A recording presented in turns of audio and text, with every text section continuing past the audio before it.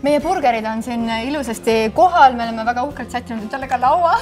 Kes see niimoodi burgerit sööb, ma mõtlesin, me võtame ikka kätte. Sa võid kätte ka võtta, aga ta laguneb. See, ma ei tea, viimasel ajal on need burgerid kõik selliseks läinud, et neid on võimatu, käest väga raske süüa, et ikka mingi läheb, maale lihtsalt läinud noonekahvlid ja lähevad kõrgustesse ja laiused, siis on igasugused asjad vahel, mis tahavad sealt välja lipsata, on ju, ja kuhu ta ikka lipsab, kui pükste peale või siis särgi peale, et ma lähen sellist turvalist teed. Jah, et siis mõttes sa juba tegid algust, et panna endale väga inglaslikult. Ja, Inglismaalt midagi ikka külge jäänud mulle ka. No. Viisakusreeglid, okei, aga tõstame siis endale need burgerid, eks ju? Nii. Aga see võib-olla isegi tead siin käest saab, aga ma ütlen, elu on õpetanud, et see ei tööta väga hästi. Nii, ja lisu. Siis oma jagu muidu tead. Ma vist ei ole kunagi niimoodi burgerit söönud nii viisakalt. Nii kihvt. Iga asja jaoks esimene kord. Kuidas on siis? Väga hea. Nagu öeldakse, ise tehtud, hästi tehtud. Ma nüüd ootan sinu kinnitust ka, ole palun aus. Kui ei maitse, siis... Rõbe leib.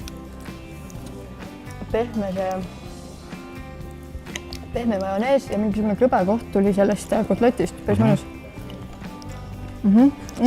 Koriander, sibul, küüslauk. Mulle meeldib. Proovin korraks eraldi seda kotletti, nii kuidas ma siin saan. Ma olen ikka veendunud, et see koriander oli sul geniaalne. Sobib see kooslusesse väga hästi. Eks see võib igasuguseid asju panna, aga koriander, ma arvan, et on lihtsalt see võitja. Kui sa nüüd lasteaedades teed ju ka neid toiduparandusi, et mis need sinu poolt pakutud toidud siis on, et võikski siuksed asjad olla või? Miks mitte? Üks toit ongi näiteks juustubadega. Siis mul on seal karjuse vorm on pandud selline asi, hästi tavaline asi, kartulipürees, ka seda võib ubadega tegelikult teha, miks mitte, ja ma arvan, et lapsed hea meelega sööksid. Sellepärast, et võib-olla mõnele on selline lihamaitse natuke võõras, aga ma ütlen ise, kui ma tunnen mingil hetkel, et ma tahan süüa mitte liha, siis see asi tuleb mulle kohe menüüsse. Praegu avastasin, et mul on ju avokaadot ka. Ma tahan nendega koos ka proovida. See on tõeline siuke avastusretk siin. Ja mu lemmik lambasalat. Nii, aga see on nii suured, mulle vist, kas mulle suhu mahub?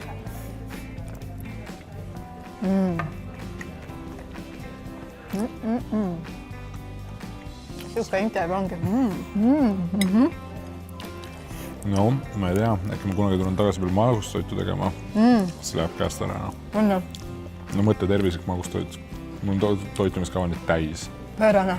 Et siinkohal ongi, et ei ole enam mingit teemat, et tervislik toitumine on ühekülgne või igav või kallis või mis iganes. See siin kõik, see ei ole ju kallis.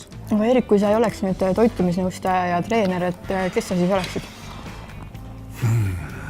Ma oleksin võib-olla jurist või arhitekt või kui ma spordimaailmas tahaksin toimetada, siis ma oleksin tõenäoliselt võrkpallur või jalgrattur, maanteejalgrattur. Need on tegelikult minu sellised,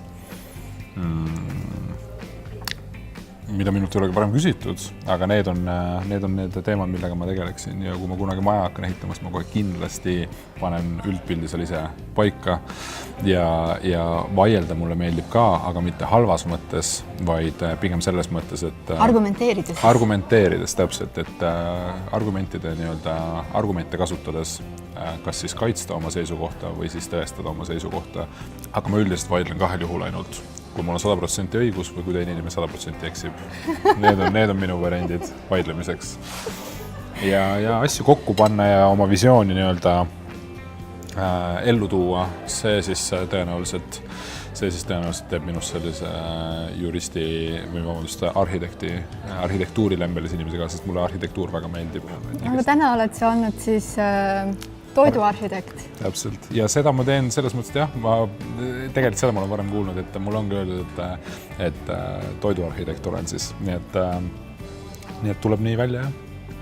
aitäh selle kihvti retsepti eest, meie vaatajad kindlasti minge Ele hästi TTV lehele, Eeriku retsept tuleb sinna üles, pluss kõiksugu lisamaterjali, mis me siis juhuslikult äkki ära ei mahuta, aga paneme üles siiski Facebooki. Kohtume juba nädala pärast. Aitäh, Eerik! Palun! Ja Ele hästi! Ciao!